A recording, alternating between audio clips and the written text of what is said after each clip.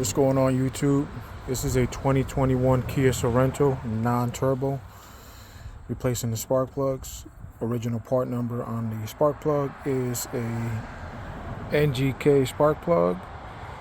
Part number SILZKR7K 11S. Again, this is an NGK spark plug. You remove the top cover.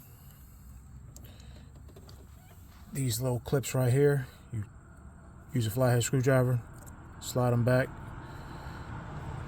push down on the clip and wiggle them out in order to disconnect from the coil packs. When disconnecting the coil packs, gently wiggle them so that they don't break the boots on there on the way out. Spark plug replacement, it is a 5/8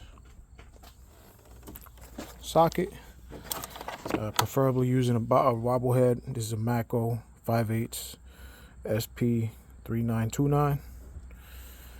Long extension. Torque spec on these is 18 to 22 foot-pounds. The torque spec on the coil pack cap screws is 8.7 foot-pounds. Again, the spark plugs torque spec is 18 to 22 foot-pounds on the non-turbo model. Refer to your manual as always.